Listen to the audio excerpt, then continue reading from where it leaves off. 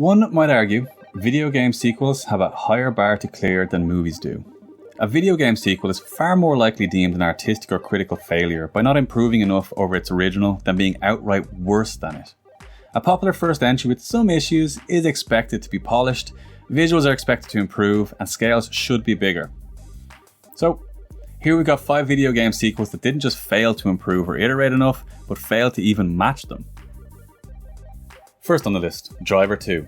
Thanks to Driver's controversy, criticism and ultimate failure, Driver 2 passes under the radar for many when it comes to inferior video game sequels. The public has mostly since forgotten how Reflections had bitten off far more than they could chew and had little time to digest their ambitions on Driver 2's tight schedule. Driver 2 was indeed an outrageously ambitious title. It featured curved roads, trust us, that was a big deal, in a scope far beyond the original title. Tanner could, for the first time, leave his vehicle. It spanned 4 cities and 2 whole discs, attempting to cram in a greater level of detail and greater variety of assets. But all of this came at a huge cost. Driver 2 runs both sluggish and erratic, which is criminal in a driving game. The draw distance, already poor in Driver 1, is somehow even shorter. The greater detail and variety of assets meant more pixelation and fewer graphical effects that simulated the car chase movies that inspired the franchise. And in a level of foreshadowing that would be considered heavy-handed in a fictional tale, Driver 2's on-foot controls were abysmal. Being out of the car was nothing but pain. Somehow though, there was worse to come from on-foot Tanner. How little we knew. Driver 2 stands as the very first time, as a gamer, I've noticed a poor frame rate and the first time a franchise let me down and I could actually explain why. So it is special to me, but in a bad way. Dark Souls 2. Criticism of Dark Souls 2 has softened in recent years. The phrase "I like Dark Souls 2" is now decriminalized in over 100 territories. However, it's still the black sheep of the bunch and some of the more objective criticisms of the day still stand. Making a sequel to a cult hit can be as tricky as it can be lucrative. Developers need a keen sense for what made a game so admired in the first place. They also need a deft hand in deciding how to enhance those elements. Dark Souls would be a tough act to follow in the best of circumstances. Its best elements, in particular its world design, were planned and executed in an unwaveringly unified fashion. Dark Souls 2, on the other hand, was probably doomed long before release. The loss of the visionary behind the complex original game and a deadline eaten up by a change in direction after substantial work was done would prevent any sense of congruency to its worlds. The biggest disappointment at the time, the devs could not recreate the labyrinthian and reflexive interconnectivity of the first half of that Dark Souls, as they tried desperately to make disjointed worlds fit as the months went by, and to this day is a direct result of that tortured timeline. There are signs that they had intended to include that element in the game, especially in areas that survived the mid-development cull. But unfortunately, they didn't make it, and that's why Dark Souls is on this list. Metal Gear Snake's Revenge. While the NES Famicom version of Metal Gear itself is considered an inferior port of the MSX original, it garnered some acclaim at release as a unique, if flawed, stealth action title that sold beyond expectations. Over time, it's been accepted in the Nintendo Entertainment System canon.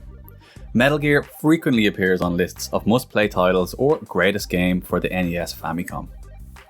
Following the unexpected success of that port, a sequel was hastily whipped together. While the original Metal Gear port was done without the knowledge of Hideo Kojima and the team behind the MSX version, it was based on the innovative Japanese home computer original. Metal Gear Snake's Revenge was once again made without the involvement of Kojima and Co., this time though, without the acclaimed source material and with a Western market in mind. The result is an action-heavy game with clunky 8-bit stealth controls.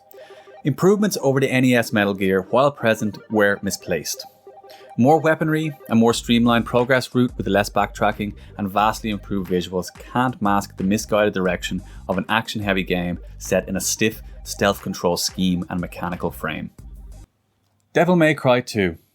Many of you will not appreciate just how amazing the twisted Gothic-inspired and European-tinged setting of Devil May Cry looked in 2001. The dense and detailed worlds and the game's cinematic presentation were distinctly next-gen. While gameplay is a little crude by today's standards, The gorgeous artwork and complex architecture made each area feel handmade, as if every inch was pored over by a medieval craftsman, swapping his chisel and mallet for a mouse and keyboard.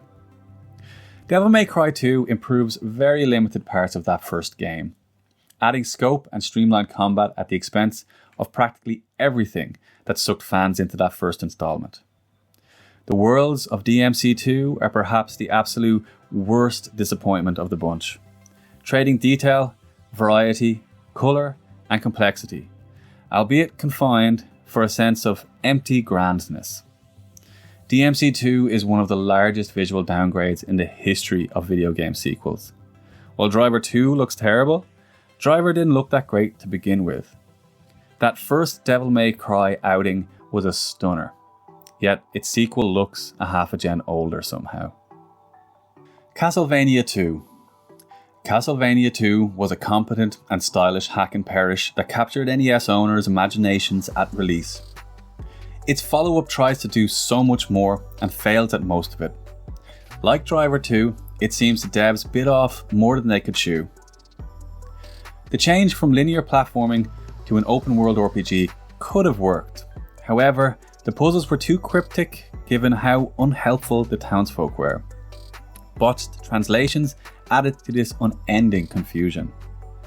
A day and night cycle sounds like a great idea, but it's poorly executed, adding frustration to the mix. Being lost and then experiencing the jarring interruption of the day-night change every 5 minutes was an evil combo. Time has blown hot and cold over the legacy of Castlevania II. At launch in the West, it was considered an average sequel to a near unmatchable original entry. But since then, it has its reputation dragged through the gutter for its obtuseness, then restored its place in forming the later Castlevania style of exploration. Now, we do have a couple of dishonourable mentions. Bear with me on this one. The Legend of Zelda 2 is not remembered fondly, even if, like Dark Souls 2, critical disapproval has tempered over time. People even begrudgingly admire the video games industry of the day for doing something so drastically different to what was a winning formula. The Legend of Zelda 2 is a mechanically different game, almost a completely different genre. The changes to the gameplay actually added to the combat, and the graphics are more detailed. While it's considered an inferior sequel for many reasons, it's not the directly comparable downgrade or artistic mishandling seen from other titles on this list. Fable 2 is another. While a decent button-mashing adventure game with broad but thin RPG elements fell short of expectation on a technical level.